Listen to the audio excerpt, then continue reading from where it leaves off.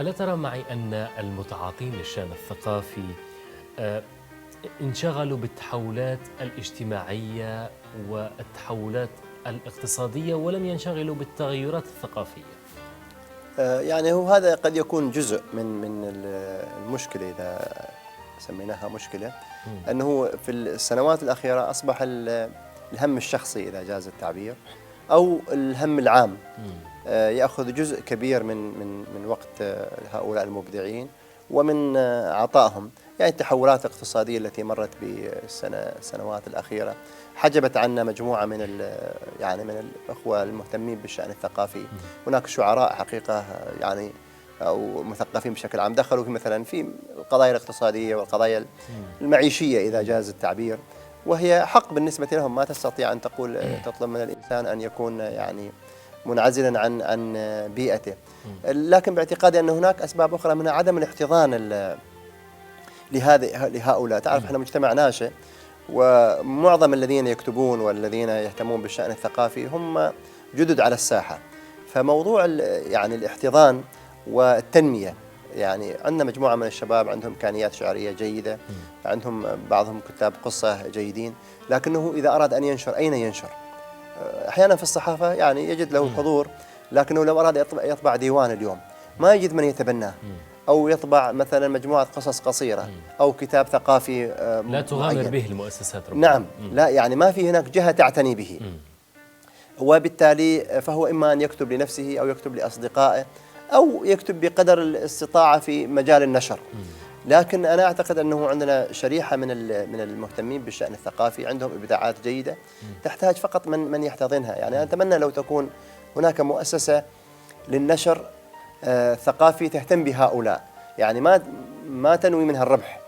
لأن أنا أعرف بعض المثقفين أو بعض المهتمين بالشأن الثقافي يدفع من جيبه عشان ينشر الديوان أو ينشر المجموعة القصصية فقط ليسجل حضور. وطيب يعني يدفع للديوان الأول أو للمجموعة الأولى، لكن ماذا بعد هذا؟ وليس القضية أن يطبع، من يسوق، من ينشر، من يجعل لهذا الإنسان حضور. فهذه إحدى الإشكاليات حقيقة في يعني تراجع الفعل الثقافي، إذا جاز لنا أن نسميه. على المستوى العربي تقول وتردد دائما في كتاباتك الصحفية وفي حتى في كتاباتك على مستوى الكتب، تقول بأن الثقافة العربية أو المثقفين العرب الخارقين للعادة لم يعودوا موجودون أو موجودين على الواقع. لم يعد ذلك المثقف العربي إن صح التعبير النموذج. نعم. كم يلزم الآن المثقف العربي أن يكون كذلك؟ يعني دعني هنا أرجع إلى المرآة العاكسة. يعني ما أريد أن أعتمد على الماضي كثيرا، ولكن هنا نحتاج إلى الماضي. رغم الظروف التي عاشها الجيل السابق من المثقفين والباحثين، ومع ذلك وضعوا بصماتهم. الآن ليس لدينا تلك الأسماء المتميزة. يعني الآن ما نقول والله من الروائيين مثلا يكون لدينا نجيب محفوظ آخر، نتمنى أن يكون لدينا نجيب محفوظ آخر، لكن هناك عشرات الروائيين الموجودين على الساحة العربية لم يعني يضعوا بصمة، بحيث عندما تقول للإنسان لمن قرأت فلان، خلاص القول أن لا توجد هناك أسماء بارزة عربية. جزء منها من هذا هو تراجع الفعل الثقافي العربي، وجزء منها أننا محاولة نقل النموذج الآخر الغربي.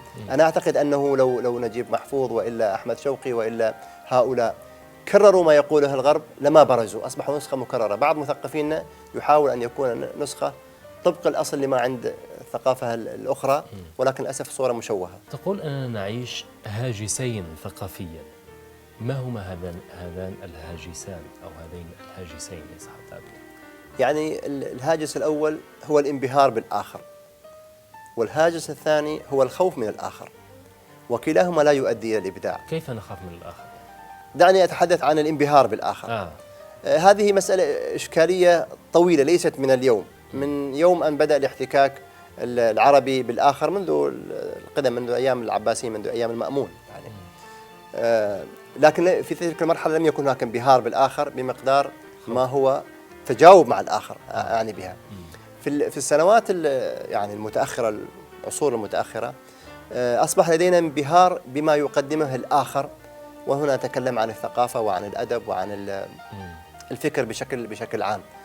فلذلك هذا الانبهار لم يجعل أو لم يدفع مبدعينا ومثقفينا أن ينتجوا شيئا جديدا، فأصبحوا يكررون ما عند الآخر. أصبحوا وكلاء توزيع؟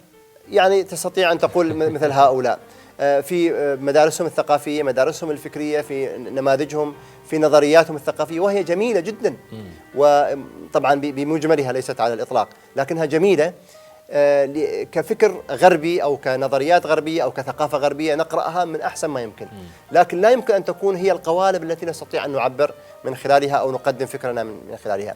فحرمنا إبداع كثير من مثقفينا لأنه أصبح نسخة من الآخر. طيب أنا أذهب إلى الآخر مباشرة وأقرأ له بدل أن ألف عن طريق صاحبي.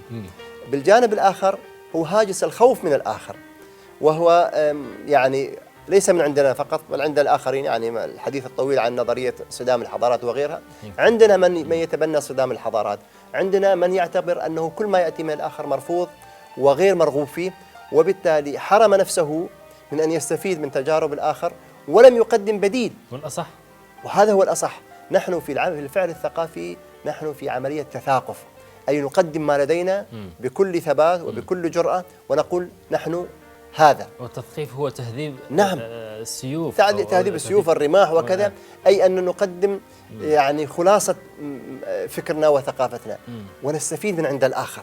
فلا نحن الذين استلبنا وأصبحنا نموذج متكرر، ولا نحن الذين خفنا وأصبحنا متقوقعين على ذواتنا ونتحدث دائما عن الآخر بنظرية المؤامرة ونظرية الرفض. قد تكون هذه في السياسة مقبولة، أما في الفعل الثقافي فأنت تأخذ وتعطي، لكن ماذا تأخذ وماذا تعطي هنا تكون الإشكالية.